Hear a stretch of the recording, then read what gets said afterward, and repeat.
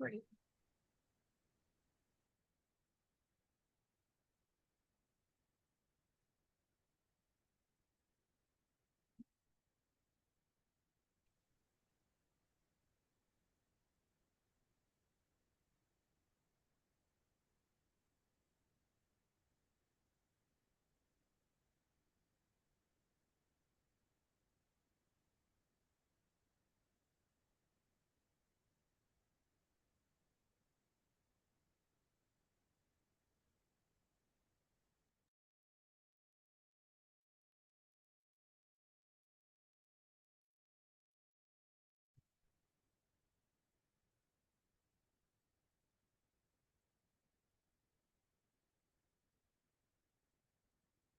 Hello, everybody. Thanks for joining me this afternoon. Hello. Hello, Clara. How are you? I'm good. How are you? I'm good. Wonderful. So, I'll share the slide deck in just a second, Okay. so I don't have to share it a million times. But I'll wait till 3 o'clock and see if everybody gets logged in. We have a lot to talk about today, so exciting stuff today. Hey Shannon, it's Jen. How are you? I'm good, Jen. How are you doing? Oh, I'm good. Sorry, I was in the bathroom. Oh, that's okay. That's all right. Got to take those bathroom breaks. Let's see here. All right, got a lot of people. It's exciting because today we're going to talk about the paid internship that we're offering for the students. So that's going to be an exciting topic to go over today. I did my morning session and everybody's really excited about it. So I think you guys will be too.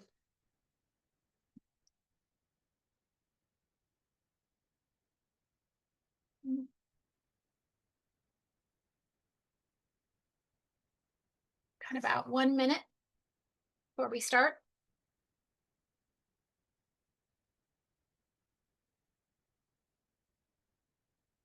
If anybody has any questions, they can ask now while we're waiting.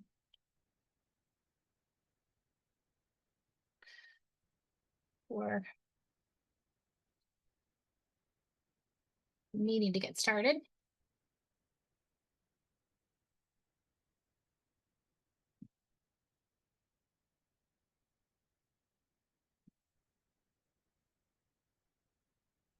All right, it's 3 o'clock, so let's get going.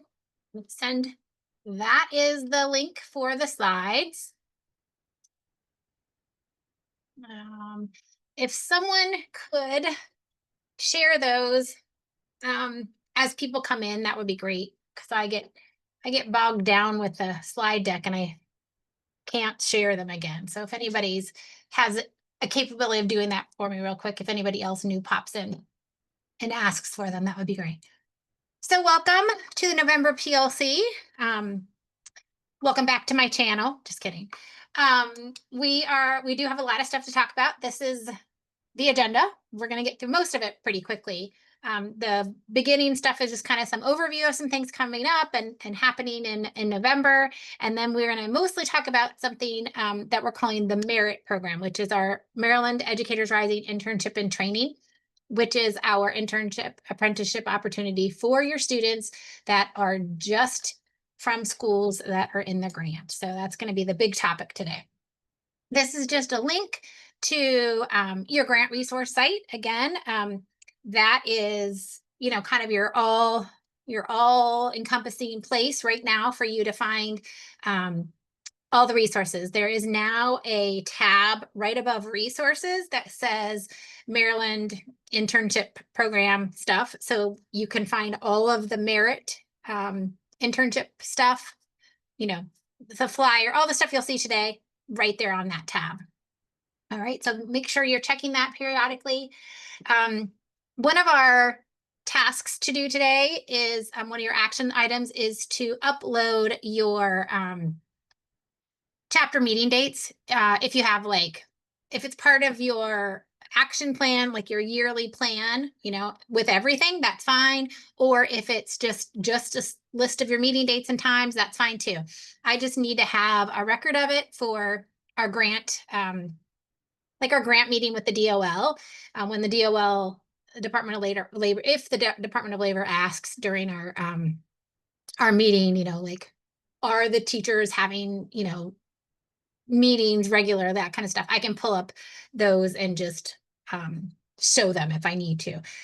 So they don't have to be super fancy or anything, just a list. So go ahead and upload that to this link for me. That would be great. It is a Google link. If it doesn't work for you, you can just email me also. Just make sure that you have told me like what school it's coming from. So this morning's link did not work, but I think this one is working now. So this is a link to the calendar. Again, I would check that periodically, kind of regularly, just to keep up to date with all of the calendar events. I'm not going to open it now. I'm just going to kind of go over the things that are coming up. Looks like November's kind of empty, which is nice, right? We've been super busy the last couple months.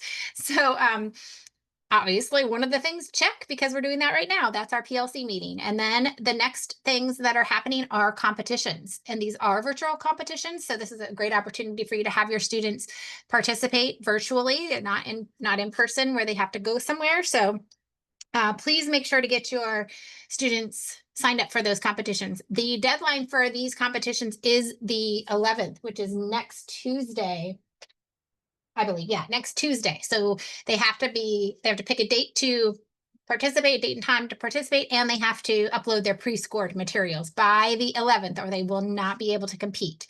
So make sure that they get a time slot and all of that. Just information about competitions. This is the link for all of the details about the competitions, the competition, sign up link, RSVP link, whatever you want to call it. These are the competitions that are being held. Ethical Dilemma will be offered 2 different days and times. And there's the deadline date there. Lesson planning and delivery is also going to be offered 2 different days and times, so they can choose which one works better for them. Lots of different lesson plan like content area, so they can choose from arts, career and tech, CDA, humanities, Spanish, STEM, all of that. So they can choose which one they want to do and then participate in that. And then also the last one is the teacher created materials. So that is going to be held on the 20th at that time. So again, encourage your students to participate. These are, good way to bring home that learning, and also obviously give them an opportunity to compete at nationals if they place in the top 10. So Fall Leadership Conference happened on October 23rd. I thought it was a great success. It was the first time we'd ever done it. So it certainly was, we did we did learn from some of the things that happened that day. But if you were able to attend, I'd love for your feedback, and I'll share that link on the next slide. But just so you know, if you weren't able to attend, you're welcome to look at this slideshow and see how much fun everybody had. I mean, I thought the kids had a great time. The teachers had a lot of interaction as well.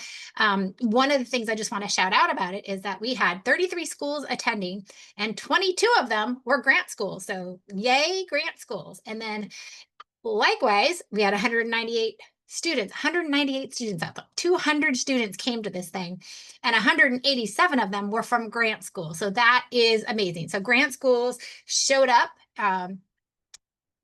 just in great fashion, and I love that. It was exciting to see you guys as students, and then you guys too, teacher leaders. So that was really fun. Just a little backstory: UMBC had offered to do this. We, Libby and I met with Dr. Vic at UMBC, and we're like, it's probably going to be really small. This is the first time we're doing it. Maybe 50 kids, 60 kids, or something like that, and a handful of teacher leaders. We don't expect that there'll be too many people, that kind of thing. So. And we didn't really have the RSVP date until, well later, like way later. And even a week before the RSVP, the deadline for RSVPing, the week before, we only had 60, 70 people registered. In that week, in the week from like the last meeting we had with him and the time that we actually had the deadline, we like tripled, like the numbers went way up. And so, he made it happen. He was able to find us some space, again, some things weren't ideal, a little eating, lunch in that small area. It was a beautiful day, so that worked out really nice for us. Having to kind of tramp all over the campus. Again, nice day, so that worked out for us as well. So all of that kind of stuff wasn't ideal, but certainly at least we made it possible for us to have all 200 people participate and be there. So we appreciate the flexibleness that you guys had that did attend, but I thought it was great. I think the kids had fun. Again, we learned some things, but what I would love is to learn some more from you. So if you could take this survey, it's really short little thing, just to give us a little feedback on it, if you were able to attend. And if you were able to attend, I did a Parapro prep sort of session for the teachers. That is linked to the slide deck that I use, so that you can have those resources. I am going to share it again at one of our PLCs, so everybody gets a chance to see it. And when I do, those of you that are at the Fall Leadership Conference will not need to attend. So that's a really great thing for you. You can kind of skip. So that is the link to the feedback survey. And we'd love it, please, if you could fill that out, because it's just more feedback from you guys, the better. We just want to know, what your thoughts were on the whole thing. Again, first time. So this is what I have for student membership enrollment registration update. This is just a chance for you to take a look at your school and see if this looks correct for you. If you have 0 people registered, that's not great, meaning you haven't registered yet. So that's kind of, you need to get on that right away if possible. Deadline was at November 1st.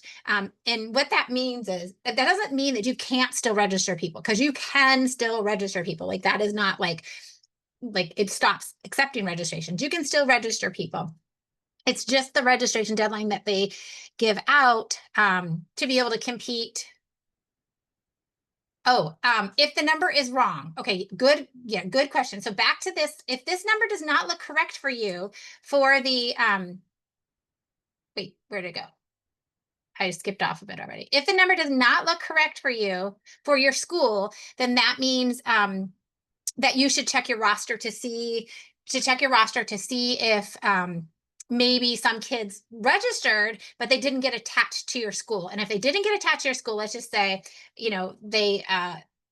they clicked Blake High School in Texas by accident instead of the right high school. So if the number is not correct, then we're going to talk later in this session about checking your roster.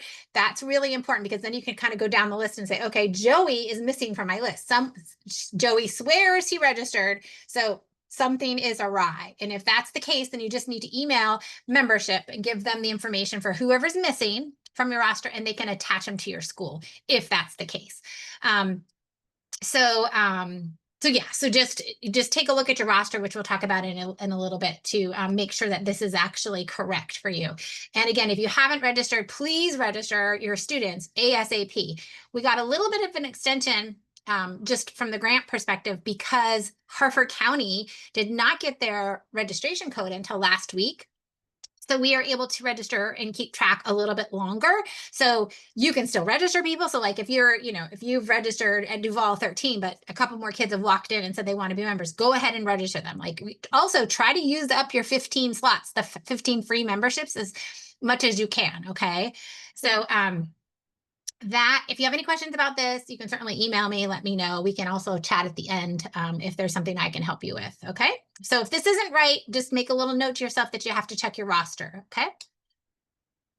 And then this is an all call to sign up to help us with judging. We need competition judges for the virtual competitions and for the in-person competitions. So you'll get more information on the dates and stuff that are available when you either click on this link or you scan this QR code.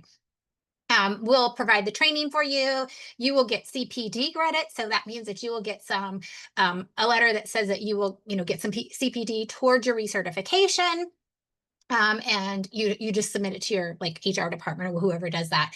And then they'll give you that credit. So that is a great way to do that. But also, it is a really great way for those of you that are new. It's a super great way for you to learn more about the competitions. That was like one of the ways that I really learned about the competitions and how they work. And, just to hear the kids and see them participate just is so empowering. And so it just gives you so much hope.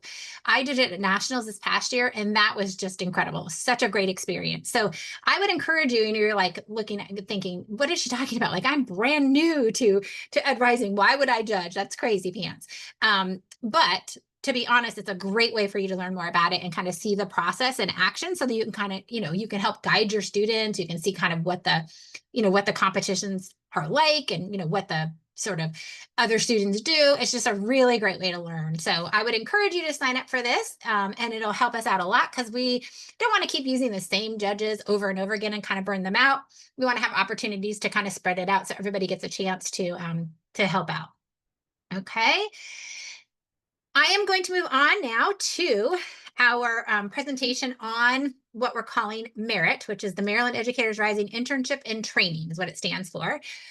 It is specifically the internship opportunity provided just for our grant participating schools, for the students in our grants.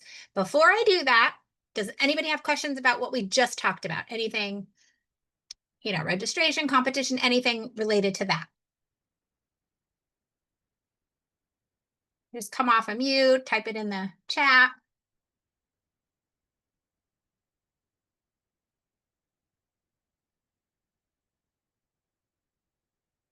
Okay, you guys are quiet this afternoon. All right, so we're going to talk about some exciting stuff. This is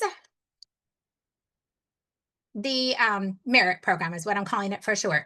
Shannon, I'm sorry. Yeah. I couldn't figure out how to unmute. That's okay. I do have a question about students that are registered. If they are registered, does that mean that they have to compete? No, And you nobody. probably mentioned this at some point, but I just want to clarify. Yeah, nobody has to compete at all. Okay.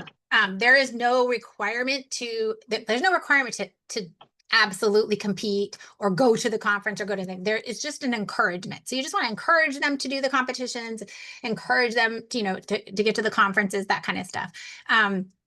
There is no requirement as far as the grant is concerned or really being a part of advising. It's just really highly encouraged because they do learn so much from it, and it is such a great experience. But no, there's no requirement. Okay, so if they don't compete, they can still attend the state conference at Towson University as long as they are registered online. Yes. Okay, perfect. Yep. And I know my number's wrong. I know you said like we can ask you at the end, but I know when I looked today, I had at least 8 people logged on. I didn't pay yet, but they're in there. I saw them on the invoice. So I don't know. You don't have to pay because you're supposed to be entering the code, right? Right. Yeah, I haven't done that yet. I haven't entered the code yet because I'm still waiting on one more. So I'm going to wait for one more to register, and then I'll go in and I'll do the code for everyone. But so I know my number is off. It's showing 1 right now, but there's been 8. I don't know when I checked yours. I checked some last week and then I checked some yesterday. So it could be that yours is one of the ones that I checked at the end or the beginning of this week or something of last week. Okay. So, because I checked some on the deadline, like Friday or whatever deadline it was Saturday. And then I checked some this week because I had to get through 35 of them. So I kind of did them over the course of a couple of days. So it may just be that it's just off because of that. If you've checked your roster and you see, 8, then you're all set. Okay. It actually may also be because you haven't entered them in the code. So like mine is showing up, I think, based on the code. So these are people that have registered that you've used the code for. Okay, perfect. So yeah, I haven't done that. Okay. All right. Thank you. So, why the MERIT program matters. Essentially, if you are, if you're if you are teaching in a pathway in Maryland, you already know why this is important, right? You are part of TAM, you're part of CDA, some ECE program, then you know that there is an internship piece of the teacher pathway.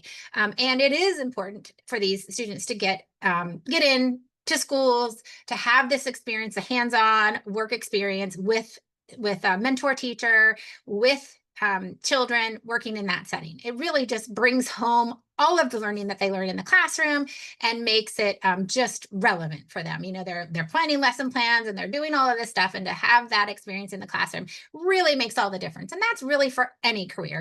Any of these students that are interested in air conditioning or plumbing or all of those things, having them do that work really tells them whether or not they'd like to continue that. So that's why it's important, why this merit program is going to matter.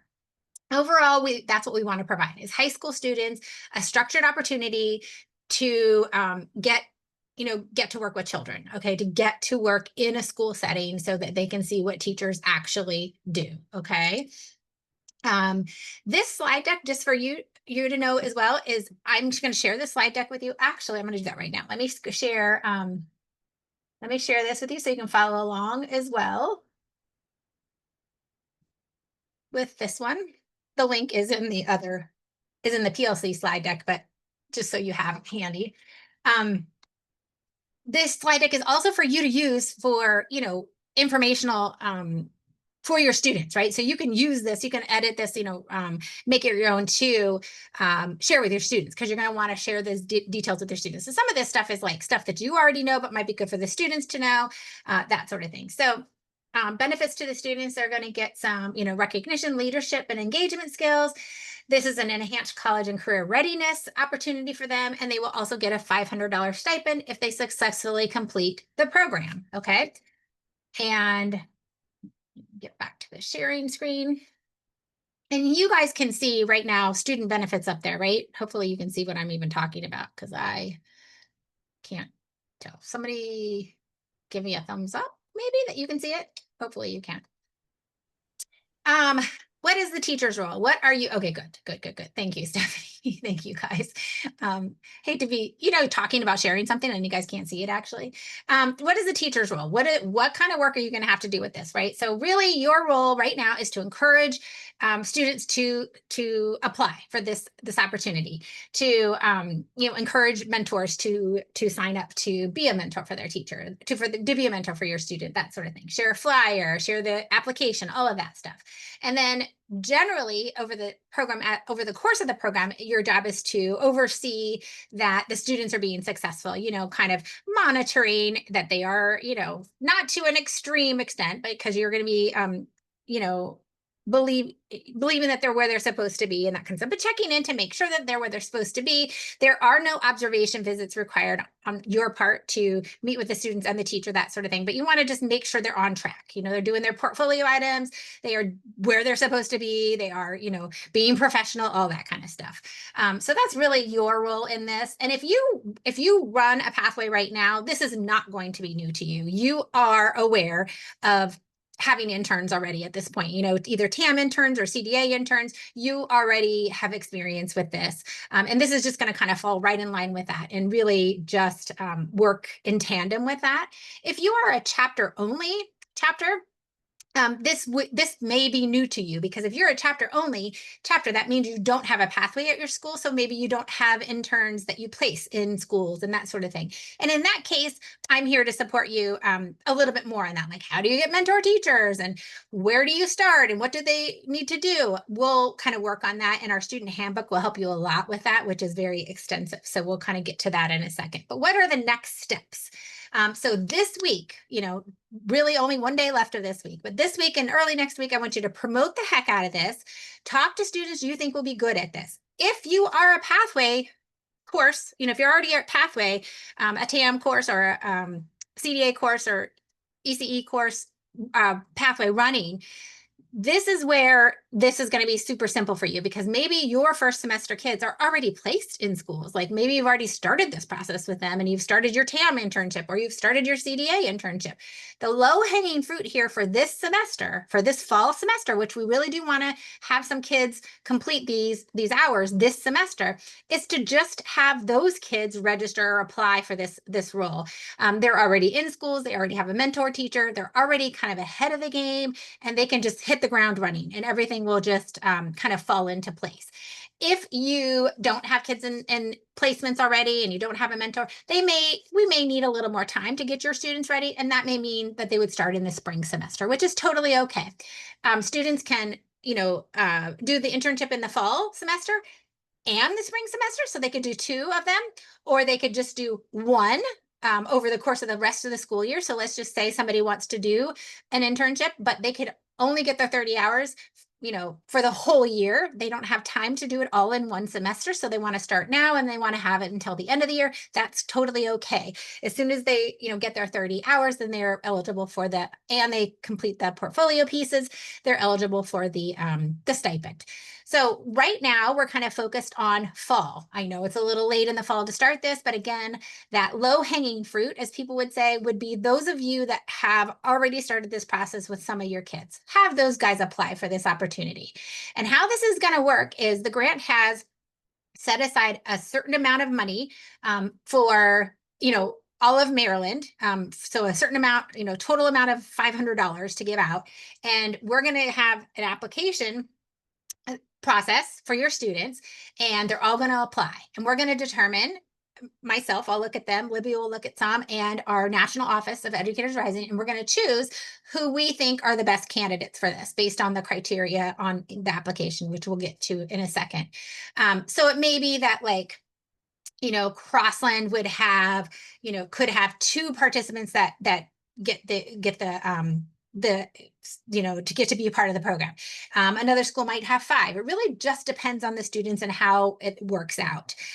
So it's not like 5 at each school or 3 at each school or 20 at one school and 0 at the next. It's going to just really depends on the interest and of course, their applications. Okay. So, the next steps would be to promote it, share the application, the link, and, all of the information, the handbook and the stuff that we have today.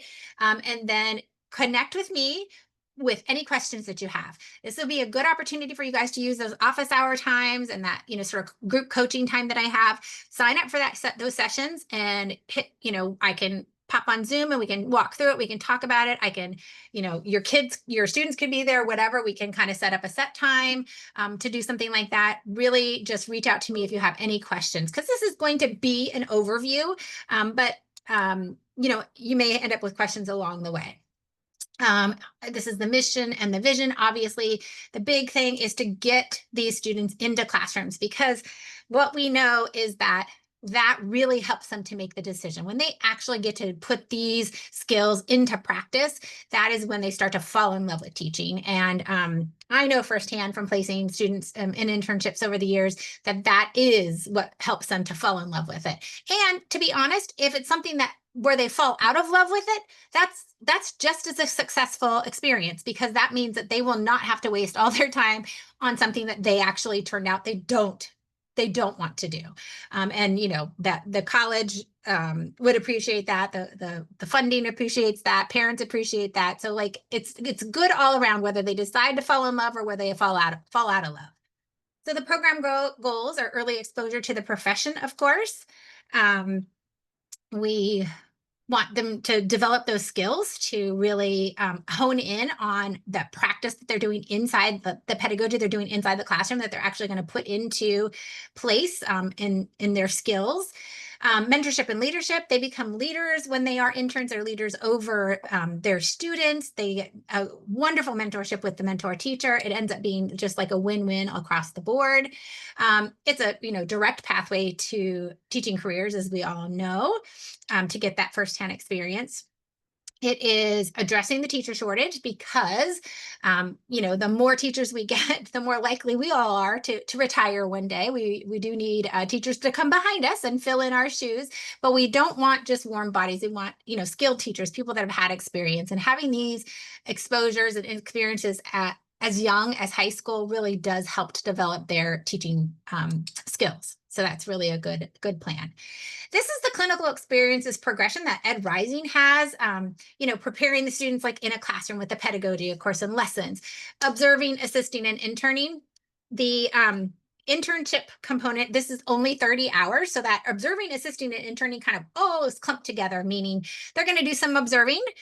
They're going to assist the teacher, and then hopefully they will make that, that shift into being looked at as kind of the teacher helper and the intern in the classroom. I know my students do about 300 hours total over the course from 9th grade to senior year of well, actually 500 hours from freshmen, but 300 hours they do in their senior year. And they make that jump. Like they become student teachers in the classroom. They're teaching math groups and they are taking the kids to specials. They fully become the right-hand person for that teacher. When there's a sub, that intern actually helps teach more than the subs do, because they have made that complete transition as being part of the class. The kids look at them that way. The mentor teacher looks at that way, and it's just an amazing thing to see. With only 30 hours, if that's all they're going to be doing, it's probably a little less likely that they're going to become full-blown, looking like the teacher in the class. But if this is in line with you're already doing a TAM or you're already doing a CDA internship, then it's just going to kind of supplement that.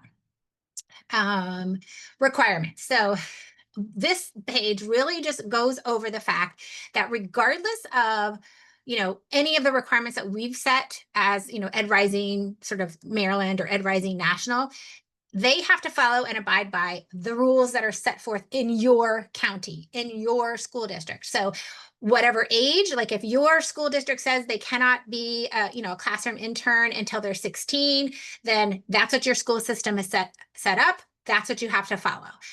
If it says they cannot do it until their senior year, that's what you have to do with your school system. If it requires a certain permission slip from your school district, you have to make sure that gets filled out. So those are all things that need to be followed and complied by from your school system. It is impossible for me to kind of set it up so that it covers all school systems, because everybody's a little different and everybody has different criteria. So you just need to make sure that you have gone through all of those steps. And again, for this fall semester, if you are already doing an internship, you've already got those things in place. If you are a chapter only and we're going to be starting this from scratch, that's one of the reasons why it's going to take us a little more time. We need to investigate this, this stuff and how to comply within your school system. And then also just letting the students know they are still a student of your school. So regardless of whether or not they are doing this internship and they are stepping into a middle school or an elementary school or a private child care center or any place that they may be doing this internship, they have to abide by the rules of the school. So they are not stepping away from MCPS, code of conduct. They still have to follow that code of conduct, like whatever that is. Obviously, they are still representatives and students of your school. So they need to know that they are still representing your school and that they are still abiding by that code of conduct and those rules. Okay. So they have not stepped away and they're not these independent employees of somewhere. They are part of an internship and they are part of your school and they represent your program. So they need to have that standard in mind. Okay. As you can tell, I lay that on really thick with my kids and make sure that they know that they're not only representing me, being I'm their teacher, but they represent our school, they represent themselves, and they represent their families. So anything that they do outside of my eyesight, they need to keep all of those people in mind and making sure that they're abiding by those rules. So the minimum hours for this is 30 hours. Again, they can do 30 hours in the fall semester and then go ahead and do 30 hours in the spring semester. And, they would get $1,000. They can do 30 hours over the course of this school year and get $500. They can just do it one time. Maybe they do it just in the fall, and they don't want to do it in the spring because in the spring they play softball and they just don't have time to do it. That's okay. They can do it once. So they can pick and choose how they want to do it. Again, it's kind of the requirement is 30 hours. And they do have a portfolio that they have to complete. So again, the TAM has a portfolio, CDA has a portfolio, and I'm sure early childhood education programs in Baltimore City, they all have some sort of a portfolio to complete. When I was putting this together, I was considering all of those portfolios and trying to make sure that this made sense, that they wouldn't have an additional, tons of work to do outside of their TAM internship and their other classes and courses. So you will see that when we get to that this sort of aligns with those portfolios and kind of count for some of those things. They will be asked some sort of informal data survey stuff like, what maybe after the first semester, like this first semester of doing it, this is the first time that we're doing it, was that amount of work too much? Did you learn from these experiences? Did it help you decide to be a teacher? Just some informal sort of data, nothing major, but just that kind of data. So they do need to agree to participate in those and give us some feedback as part of a requirement. Again, here is the stipend. They have to get the stipend, they have to do 30 hours. And I do always put at the end of this stuff that if ever this grant goes away, like, middle of the grant, they decide to freeze federal grants again or something like that, then obviously we wouldn't be able to pay their stipend at that time. We do not foresee that happening at this point. That happened at the very beginning stages of when the presidency changed and all the grants got frozen. But now we just kind of are on a roll and we don't believe anything is going to affect it at this point, but we always have to put that little caveat in there just to make sure they know that this is part of a grant. So we are considered highly qualified candidates. These three things, like to start with, okay? Do you have kids that plan to attend college to further their education, to become a teacher? Do you have students that want to teach in a public school after they complete their studies? And are they active members of Educators Rising? So those three things are like criteria for like, okay, this is a great candidate for this program to apply, okay? And then we have a portfolio. So the portfolio piece that we're going to talk about next is something that is you're going to kind of have to track a little bit. So you will we'll talk about further as this progresses, but we'll have like a site for the students to upload like a, I don't know, Google Drive or something for them to upload their contents to. You'll check to make sure that they've completed those things. And then you'll send to me their items and say, they've completed it. They've completed the 30 hours. They've completed all of the portfolio items. They are ready for their stipend, kind of a thing. So it's just kind of cross-checking to make sure that they turned it in and that they did it all. And this is what we're asking them to do, okay? And these blue links are links to the actual sort of assignment, okay? And here, when you look at this, you're gonna think, oh, okay, this makes sense. The first thing is what I'm calling a merit journal. And this is really a big part of that observation. So every time, every time that they visit a classroom, they're going to fill out a merit journal page. There's going to be an observation that they do and then a little reflection on that time. And they have a few different worksheets of that they have to complete and upload. And then the rest of the items are actually competitions. They're going to either choose to do the interactive bulletin board or the teacher created materials, kind of in its full capacity as a competition. And then the next one they're going to do is a lesson planning and delivery lesson. They really can do any topic, but CDA would make sense for CDA students, and like the humanities ones, English language arts, or a math one would be make sense for the lesson planning and delivery. And then the last one that they're going to do, last assignment they're going to do, is the competition exploring education, which is either administration careers or non-core subject teaching careers. So each of those links brings you to the actual sort of portfolio assignment, and it's a competition. Here's what, and then visual examples, like have them, take photos of themselves in the classroom and stuff so they can have those for a portfolio. And they'll use those in their TAM portfolio or their CDA portfolio as well. The reason why the competitions are going to be used is because, number one, there's like very clear rubrics on them. They're very, tied to the objectives of Educators Rising, and they work for both the CDA and for TAM. There's in-task standards that you could use any of these for. So like you could pull in for your TAM, you have to, in-task standard 3 or something. I don't know what they are, but whatever. You could use your lesson plan and delivery, documents for in-task standard 3. For the CDA, obviously you can use your CDA early childhood education lesson plan for that. So these can all be tied into those other portfolios that you're already working on. So they don't have to do double work.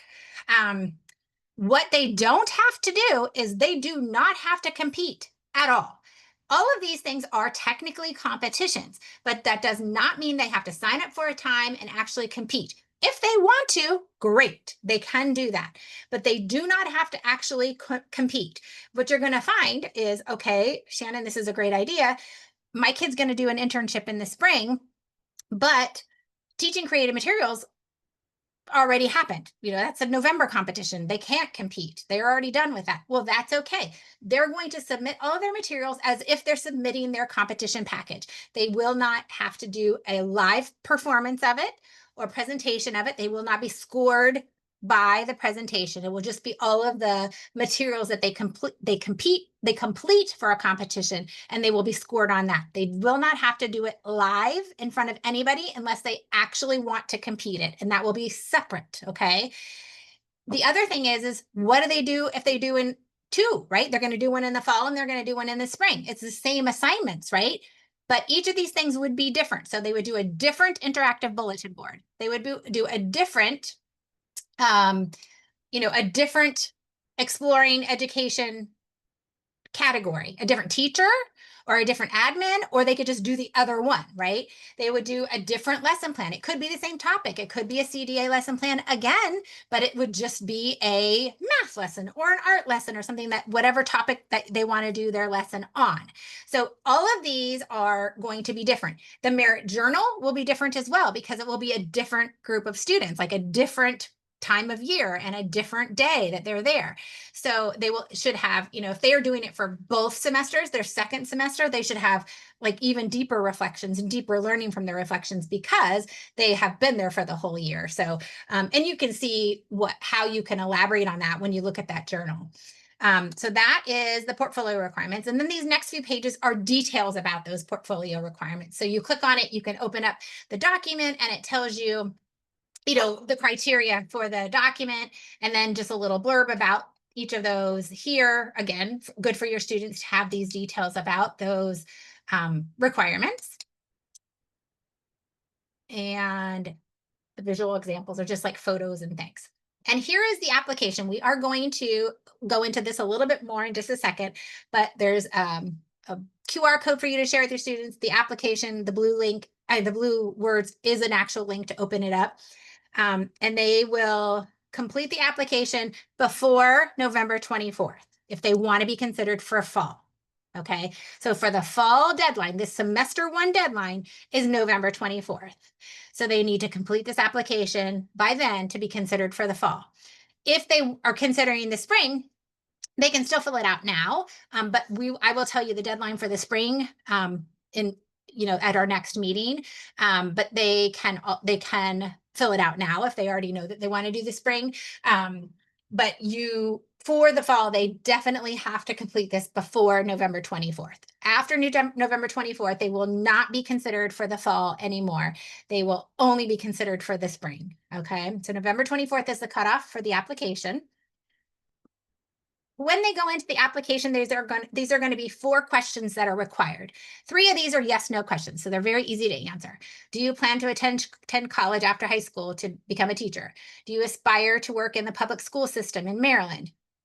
And are you an active member of Educators Rising? They would say yes or no to those things. Hopefully they say yes to all 3 of those things, right? That's what we really want. That's who we really want to apply for this. And then how are you an active Educators Rising member? Are you a leader? Are you, do you come to every meeting? Have you done, have you helped recruit? Do you help with the community service? Are you the media person? Like whatever ways that they actively participate in Educators Rising, they want to share that with us, okay? So those 4 are required questions of every person that fills out the application, okay? Then they move into something that I'm calling choice questions. And these are going to really set people apart from each other, right? So they're going to choose at least 2 questions from this list, okay? They can answer more if they want to, but they're going to choose at least 2 questions. And these are the questions. What are your current career goals? What are your plans for after high school? What are your qualities? What are the qualities of an excellent teacher? And which of these qualities do you have? What does it mean to be a teacher? What experiences have you had that qualify you for this position?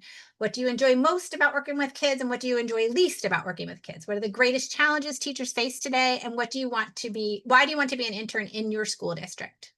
So those are the questions we want them to answer, and they have to answer 2 of them, okay? And that is going to help us to, so there, it does say in the application, I think it just says, use complete sentences, check your grammar, spelling, just make sure you reiterate that to them.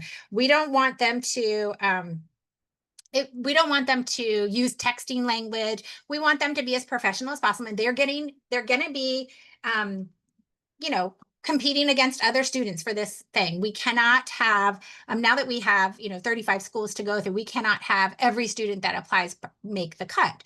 So just make sure that they're answering professionally. There is no, length, maximum, minimum kind of thing. We want it to just be a good representation of themselves, and to be, just make sure you tell them to check the spelling, make sure that things are in complete sentences, that sort of thing. Okay. And then before, the first thing that pops up when they go into the application is really the eligibility sheet, or the eligibility thing. And before they put their name in, before they put anything in, they're going to check off that they've met all of this criteria. So they're a current high school student that's enrolled in a school, in one of your schools, that's part of this grant. If they are Ed Rising member at, in Allegheny County, they're not eligible for this. They have to be one of the schools that I support. So only those guys can complete this application. So they're going to say, yes, I meet that criteria. They're an active member of Educators Rising. They're in good academic standing. We did not say what that should be. We did have a recommended GPA of 2.5 or higher, but we did not say what that what that cutoff would be. You can judge in your mind what you think is a good academic standing for your school or for your students. Strong attendance record and demonstrate professional and responsible behavior. You want the students to show up, right? So you want to make sure that they have good, strong attendance record, okay? And if this is motivation too, by the way, if you have students right now that hear about this and then you aren't able to recommend them because their attendance is poor, you can say, hey, Susie, I think you'd be a great intern, but this semester you're not showing up for class. You need to be here more often for me to be able to recommend you for this. If you improve this semester, second semester, I can do that recommendation for you. But right now you need to improve on your attendance. Same with grades. If they're not doing well in your class, then you obviously can say to them, I'm sorry, but you need to be having at least a C in this course before I can recommend you for anything next semester. So use that as motivation for them. And then they have to have enough time in their schedule to complete at least 30 hours in the allotted time that they've decided. So from now until the end of first semester, the end of January, can they get these 30 hours in? Do they have a half-day schedule, which, would it be ideal if they're already doing an internship or something like that? But do they have a part-time job? Do they watch their siblings? Do they play sports? Do they do a full day of school?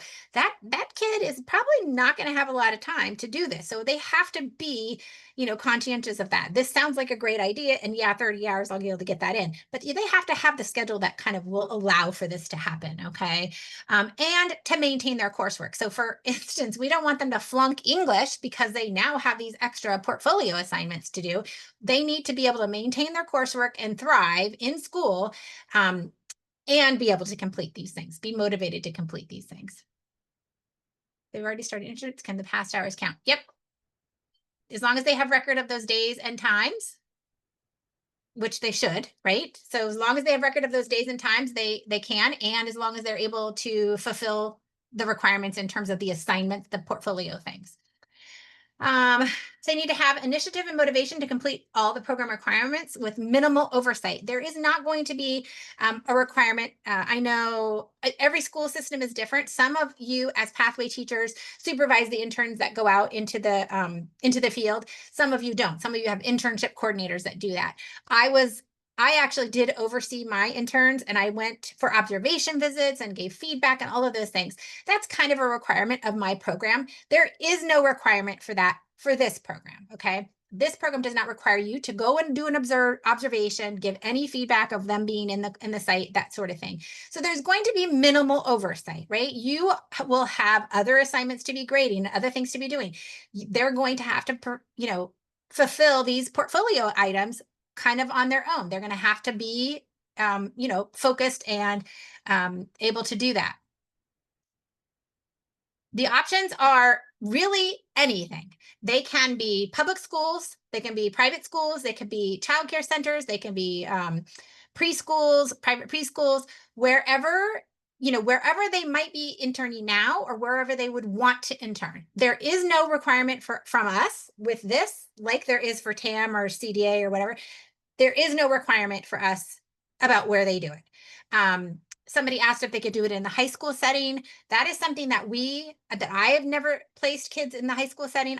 If they were interested in secondary education, I always placed them in middle schools for their 300 hours because I felt that really allowed them to become the teachers in the room.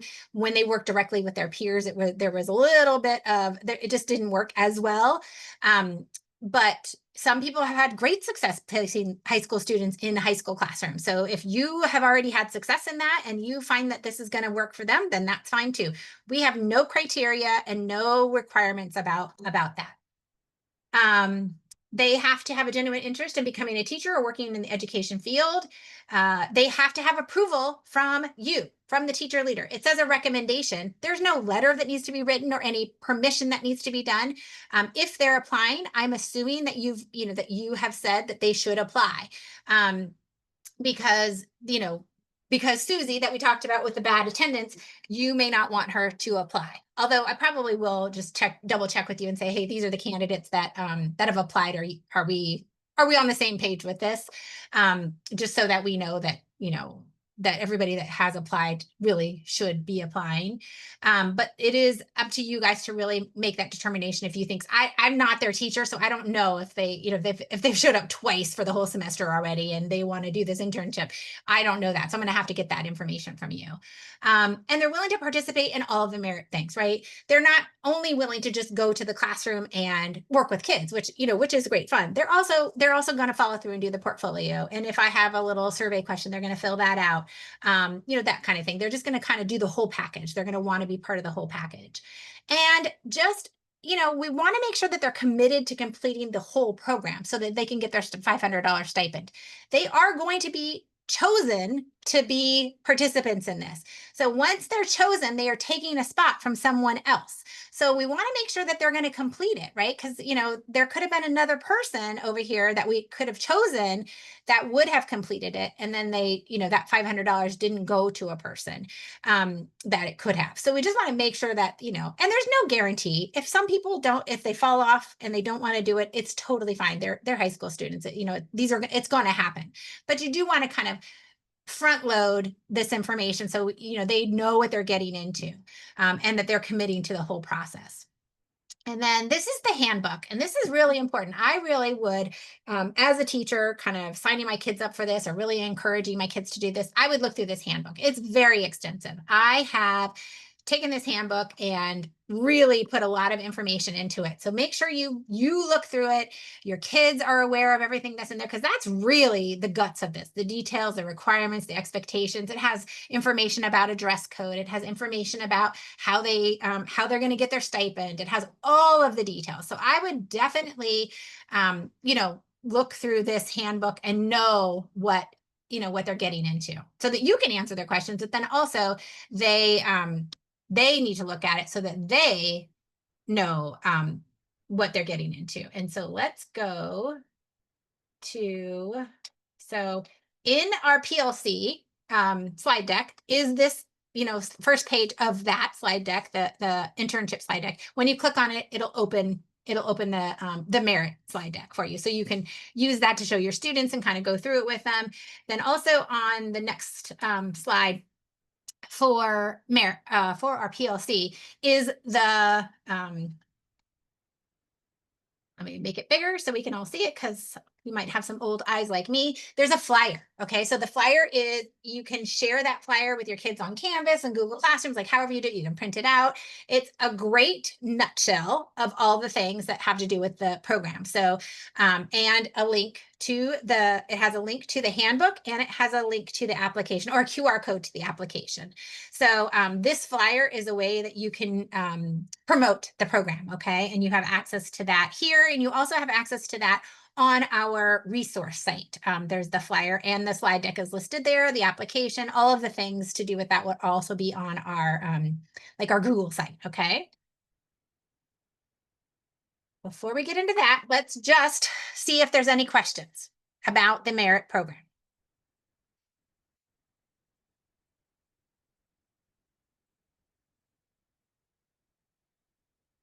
Anybody have any questions about it? Let's see. Comments. Thank you. Nice. I'm so excited for it too. Our morning shift is super excited. So remember, right now you're just kind of getting this thrown at you. As you look at this stuff and you have questions, same as always, text me, email me, sign up for some office hours, and I can meet with you and talk about this so that you can either, really talk to your students about it, or just answer your questions about it. So, today's an overview. But we do want them to apply as soon as possible. So we want to get some kids out there this semester so we can kind of just get the wrinkles out before the spring and really try this out. Some of you have students that, like I said, that are already in internships. So in that case, those are the students I would sign up, that I would, talk to about it. You already know if they're doing a good job showing up. You already know if they're being responsible. Talk to those students and see if they'd like to do this opportunity. So November's action items are for you to do the meeting attendance sign in. It is mandatory for you guys to attend these meetings. I need to make sure that you're attending. So I'm going to share that with you in a second. Make sure you give feedback on the fall leadership conference if you attended. If you have not completed your student registration, you still have time. So please complete that as soon as possible, or get fixed what needs to be fixed. If not enough people are showing up, like if it says 0, but you really registered 6, get on that, make sure. And then you need to check your rosters, which I'm going to show you how to do next. Inform everybody about the merit program, of course. Upload your meeting dates and times for me to that link I shared before. And then get ready for competitions. Do competitions in November. I think, this is a great opportunity to do that. If your name is listed here, you have some outstanding things. Nobody here is on that list. This is December, and the reason why I want to focus on December just a smidge is about competitions. Our next meeting is December 4th. You can RSVP there. We are going to have the speaker that we were supposed to have this week, but with the internship opportunity, it just would have gone over, and I needed all the time to talk about that. So she's going to come and talk to us on December's meeting. I'm also going to do the Parapro prep. So after she talks, you are welcome to just leave if you've done the Parapro prep with me before. And if you're at fall leadership, then you can just kind of check out and have a really short meeting. If you haven't and you need that information, then you can hang out with me and do the Parapro. But if not, then you get that time back. Competitions in December are listed here. This is a very popular competition. It's children's literature.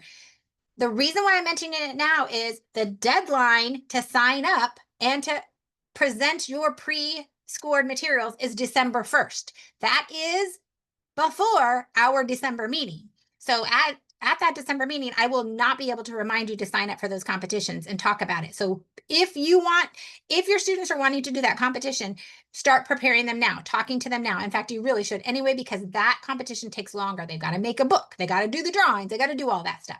So just put that on your radar, that if that's one of the ones some of your students are interested in, that they should be preparing that and doing that now, because the cutoff for that deadline, that registration is going to be December 1st. Okay. this is how you check your roster. Checking your roster is important. It aligns what you think you have for members and what Ed Rising thinks you have.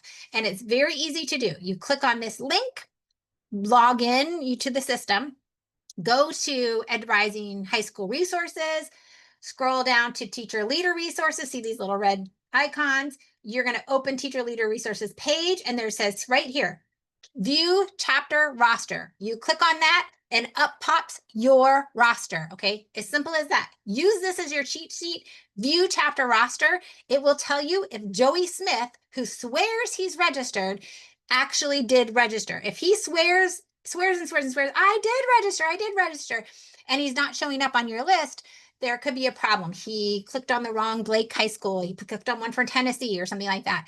And that can be handled by membership to get him connected to your group, to your school, so he shows up on your list, okay? So you want to check your roster, okay? That is very important to do, to make sure that your roster matches what you think it should. And remember, anybody that's going to be signing up for the merit or applying for the merit program has to be listed on your roster. So make sure that they are entered before November 24th, okay? That is going to be super important. This is the attendance. This is the attendance form. So there's a QR code. You do, again, please fill this out. There's a link here as well, that just tells me that you were at this meeting. I see your names up here and even talked to you, a couple of you, but in an hour and you ask me who was at my meeting, I will have forgotten, just because that's what happens, unfortunately. So make sure you fill out that form, and just, so for our tracking purposes, I know that you were here, okay? And I think that's it. So I'm going to put this back on the screen. That's everything for today. We have 3 minutes for questions. Make sure you do those action items. You will get an email shortly. I was drafting it in between these 2 meetings with links and reminders about action items and all of the things, because people need information different ways. Verbally talking to you guys, it'll have all the links for the merit program as well. So I just want to cover my bases and make sure that you guys are getting links that you need, and you don't have to necessarily go back to these slide decks. But the resource site will have everything as well for you. So certainly make use of that. Does anybody have any questions I can answer in the next 2 minutes? I have a quick question about the sign up. Mhm. Is that a Google format? Because I've tried to click on the sign up link a few times and it shows up as Google, and our county does not allow us to access Google. The sign up for the Competitions. For competitions or for the Yeah. merit? For the competition. Well, I guess everything. The competitions, and then I guess whatever's coming up with the merit. For the competitions, it is a Google form. For the merit, it is not. It's a Microsoft form. Okay. I'm just worried, like I know from my school account, I cannot access the sign up sheet because I've tried a couple times, and I'm worried my students aren't going to be able to. Yeah.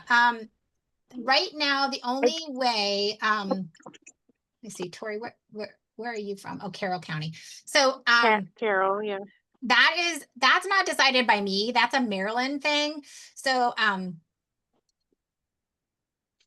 guess they could sign out of their school account and use like their personal account. yeah, I Like think at that's how some home or people are. I think how something. some people are getting around it by doing that. Okay. That's just how Maryland Ed Rising has always set it up. So I don't have control over that necessarily. Okay. Unfortunately, I wish that there was something that everybody used, just for the sake of even my sake of giving you guys resources, because Right. we can't. I mean, everybody has a different thing that they can't get into, so it's really hard. Yeah.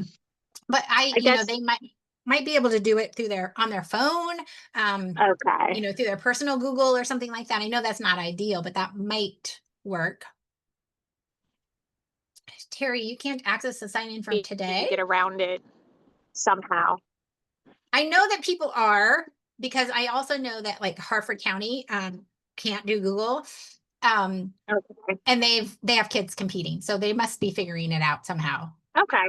Perfect. If I have some, if I figure out what it is, I will definitely share that with you. I'm not sure how they're getting around it. Terry, I just put that Okay. in the, I just put the Thank link to you. the, you're welcome, Tori. I'm sorry, I can't help more. I'm sorry. So Go ahead. Terry, I put the link to the attendance in the chat. I see it now. Yeah. Okay. Thank you. Any other questions, guys? If not, you can hop off. Thank you so much for showing up and being here. And I will be sending an email with all of this stuff to follow up. Thank you. Bye. Have a great weekend. You Bye, too. Shannon. Bye, Nikki. Bye, guys. Bye.